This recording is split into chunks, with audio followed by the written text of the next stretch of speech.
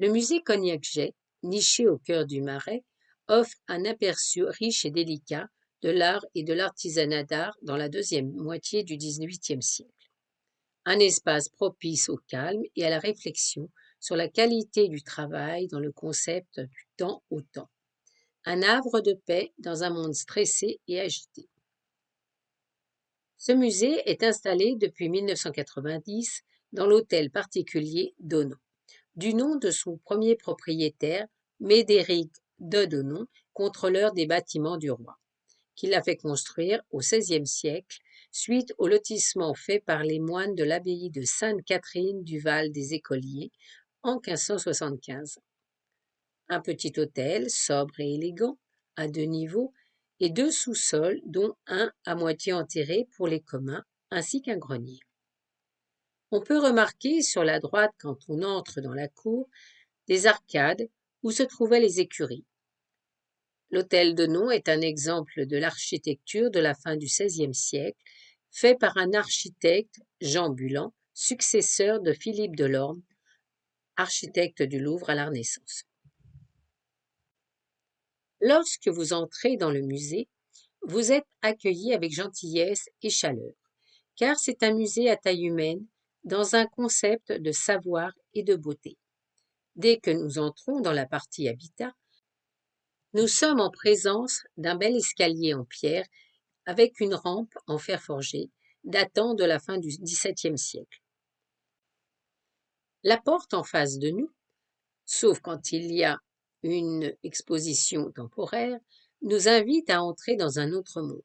D'abord, dans la première salle, au rez-de-chaussée, nous sommes accueillis par le couple Ernest Cognac et Marie-Louise Jay, riches amateurs d'art de la fin du XIXe siècle et du début du XXe, avec 2 très beaux portraits exécutés par Marie-Jeanne Favier en 1903. Ernest Cognac, né en 1832, issu d'un milieu très modeste, a fondé la Samaritaine. Fortune faite, il commença à collectionner des œuvres du XVIIIe siècle et organisa des expositions de ses collections dans la Samaritaine de luxe, située dans le boulevard des Capucines, puis créa son propre musée. À sa mort, en 1928, le musée fut donné par un legs à la mairie de Paris, qui le gardera dans le musée d'origine jusqu'à la fermeture de la Samaritaine de luxe en 1981. C'est alors que la collection intégra l'hôtel d'Onon, rénové en 1990. Ernest Cognac, d'origine modeste, n'a jamais souhaité l'ostentation des palais et de la richesse pour sa collection. Il souhaitait recréer l'art de vivre au XVIIIe siècle et montrer des œuvres du quotidien des personnes vivant dans ce siècle au public. Il a toujours considéré son musée comme une complémentarité intimiste du quotidien par rapport aux grands musées comme Versailles ou le Louvre. Mais continuons le parcours et pénétrons dans la pièce centrale qui offre à nos yeux un magnifique bureau ornant le centre de la pièce, ainsi qu'un magnifique pastel exécuté par Maurice Quentin de la Tour, grand spécialiste du pastel au XVIIIe siècle, avec le portrait de Madame la Présidente de Rieux en habit de bal, tenant un masque. Ainsi que dans la pièce suivante, un très beau portrait de Marie Leszczyńska, épouse de Louis XV et reine de France, fait d'après un tableau de Jean-Marc Natier. Dès le XVIe siècle, ces pièces de rez-de-chaussée étaient les salles de réception dont la pièce centrale, à partir du début du XVIIIe, donnait accès au jardin par une porte-fenêtre et un escalier. Aujourd'hui, ces salles sont réservées pour les expositions temporaires et les réceptions d'entreprises, une continuité entre la destination originelle de l'hôtel et le souhait d'Ernest de Renan. Mais prenons l'escalier pour arriver à la galerie sud du premier étage, qui joint le corps principal du logis à une enfilade de 3 pièces à caractère intimiste, qui propose soit de charmantes pièces décorées de portraits peints, ou encore de petits objets ou boîtes pour la toilette d'une élégance raffinée, ou encore des exemples d'objets que faisaient les maîtres merciers, ou des objets chinois, pour finir, dans la troisième salle, toute couverte de lambrets sculptés, dans laquelle on peut admirer une collection de lacs de Chine, ainsi que 2 tableaux de Greuze représentant des visages d'enfants. Enfin, nous reprenons la galerie nord.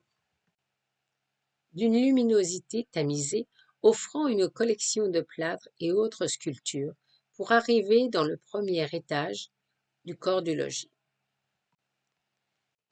Le couloir et la pièce principale nous entraînent dans une partie plus intime. Ernest Cognac voulait un musée qui soit un témoin d'un art de vivre, qu'il donne une idée de l'intimité des personnes vivant durant ce siècle.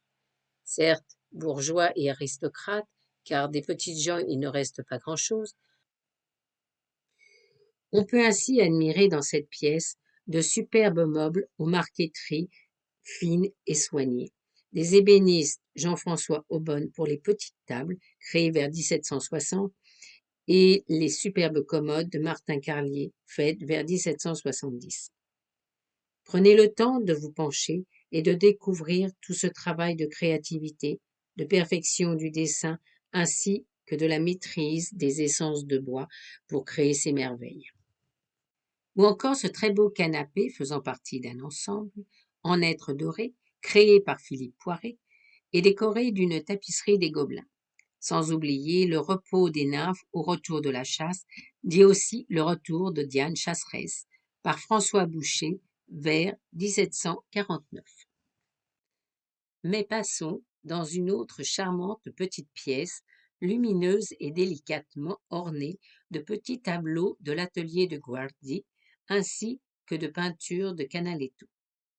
N'hésitez pas à prendre le temps de les regarder pour découvrir la multitude de détails. Enfin, nous arrivons à la fin du parcours pour découvrir un superbe lit à la polonaise, en bois sculpté et doré, attribué à Georges Jacob. Nous pouvons contempler le luxe des tissus et des sculptures, mais il est dommage qu'il soit disposé dans un espace aussi restreint, ce qui le met si peu en valeur. Il faut dire pour la petite histoire que ce lit a certainement été utilisé à Versailles et aux Tuileries, où il devait bénéficier d'un cadre spacieux et d'une grande richesse. Pour finir, nous pouvons admirer ce joli petit meuble avec sa très belle marqueterie et ses bronzes dorés. Mais le pouvoir de ce musée, outre la connaissance des arts et de l'artisanat d'art du XVIIIe siècle, c'est aussi le pouvoir d'entrer dans un autre monde, le monde de votre imaginaire. N'hésitez pas à prendre le temps de vous asseoir au sein du musée sur les bancs des salles pour admirer les œuvres, ou ceux de la cour, pour méditer, réfléchir et surtout rêver. Rêver à la douceur de ce musée qui vous offre un voyage dans le temps et aussi en vous-même, dans une atmosphère de calme, de luxe et de sérénité. Le musée Cognac-Jay, rue Elzévir, au cœur du Marais.